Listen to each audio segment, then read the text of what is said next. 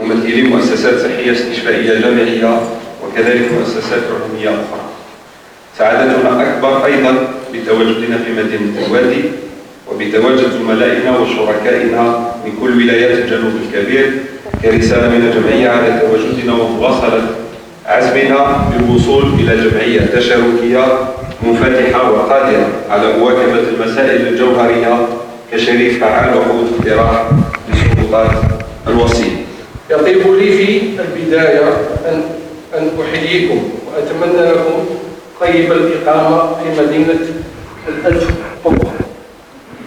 كما أحيي بالمناسبة في هذا المقام وأقدم شكري وامتناني إلى أعضاء الجمعية الوطنية للصيادلة الجزائريين وأهنئهم على حسن التنظيم الذي كانوا موفقين فيه إلى حد كبير. بعبارات الشكر والامتنان أتقدم بها كذلك إلى السيد معاذ ثبينات رئيس الجمعية على إتاحة الفرصة لإلقاء هذه الكلمة التي ستكون مقتضبة ووجيزة. اليوم رانا في مركب الغزال الذهبي من أجل تأطير يوم تكويني حول استراتيجيات الأمن الصحي للمواطن، وهذه من تنظيم أنفا اللي هي الجمعية الوطنية للصيادلة بالشراكة مع الصيدلية المركزية للمستشفيات اللي هي الPCH، وإحنا قمنا بتأطيرها كما موالفين يعني ودأبنا يا أستاذ أحمد على التأطير والتنظيم تاع الملتقيات العلمية خاصة للصيادلة والأطباء. فيه 200 مشارك و10 مخابر تاع أدوية اللي باش يكونوا حاضرين معنا، وكاين دي كومينيكون يعني ناس باش يكونوا الصيادلة اللي راهم حاضرين معنا اليوم إن شاء الله بإذن الله. التريبيونال ادمنستراتيف كي كومبيتون اي نون با لو تريبيونال اوردينير. Il y a d'autres entités qui sont soumises à la réglementation des marchés publics, mais pas d'une façon directe.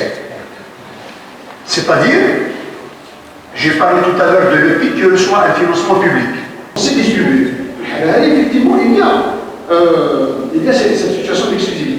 Et l'État, dans sa politique publique, fait en sorte qu'il y ait moins d'exclusivité en la matière, qu'il y ait le maximum d'opérateurs qui peuvent répondre à ces besoins. C'est pour ça qu'on se dirige de plus en plus vers les génériques. C'est pour éviter justement cette situation quasi. D'accord? Donc l'exclusivité doit être justifiée pour qu'elle soit acceptée. S'il n'est pas justifié, ça veut dire qu'il n'y a pas d'exclusivité. Donc il y a la réponse.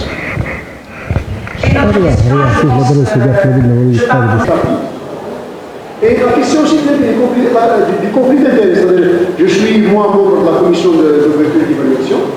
Il y a un membre de ma famille soumissionne. Donc pour qu'il n'y ait pas de conflit d'intérêts, je dois me refuser, dire que je ne peux pas assister à la commission d'ouverture et d'évaluation parce qu'il y a un membre de ma famille qui va soumissionner. La même chose quand nous contractons. Et Madame Zermi Abir, je suis le CAM hospitalier des laboratoires Frater Azès. Alors notre laboratoire Frater Azès, c'est un laboratoire algérien qui existe depuis plus de 30 ans et on est les premiers fabricants de biosimilaires en Algérie. Notamment, on a plusieurs produits en tant que l'hospitalier aussi que la forme sèche. Donc on est là aujourd'hui pour accompagner l'ANFA dans le sens de la formation scientifique et tout ce qui concerne l'évolution de l'industrie pharmaceutique. Notre laboratoire couvre le marché hospitalier ainsi que la ville, à l'échelle nationale bien sûr. Et voilà, on est toujours là pour répondre aux besoins du patient algérien en premier lieu et le marché bien sûr algérien.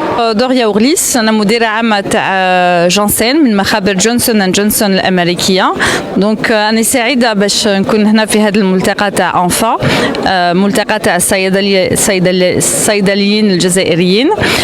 وهذا الملتقى راه مخصص بالصيدلة المركزية وتاع لي زوبيتو تاع السبيطارات تاع الجزائر.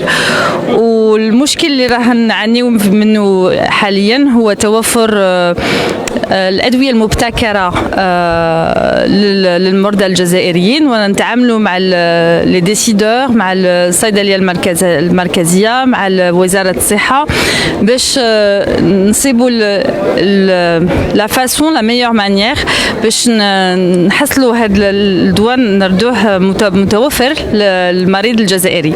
اليوم الحدث مهم جدا لأنه يتناول مسألة مهمة، مسألة جوهرية جدا متعلقة بقضية توفير وتوريد المواد الصيدلانية إلى كل المستشفيات.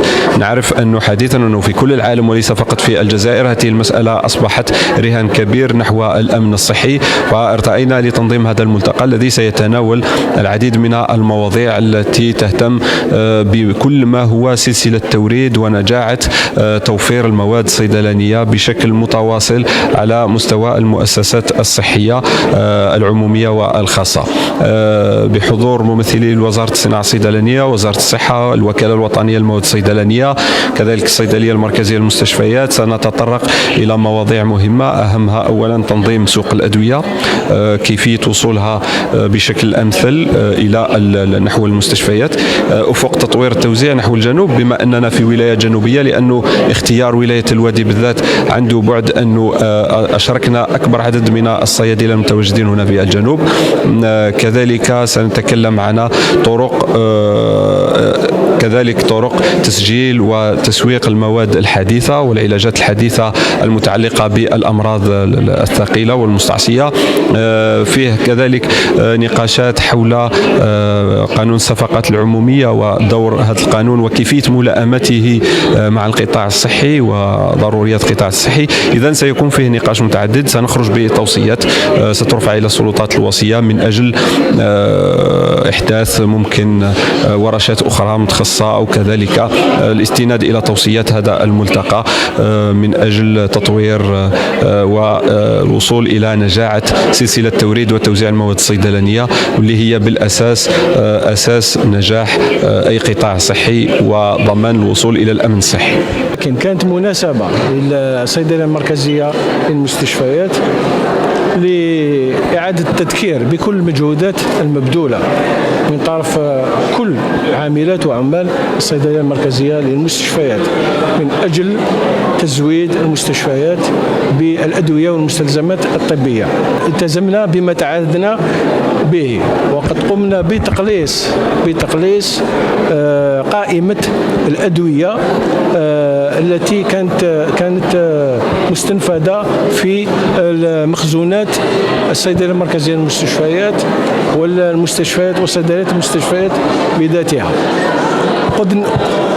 كنا قد تحدثنا كذلك على مشاريع الصيدلية المركزية للمستشفيات، لو بروجي داكسيوناريا راح يمكننا باش نشتري أسهم لدى الشركات، وبالتالي راح نقتني الأدوية مباشرة لدى هذه الشركات دون المرور بالإجراءات التي عادة قد تؤخر في تزويد المستشفيات بالأدوية المناسبة وفي الوقت الملائم.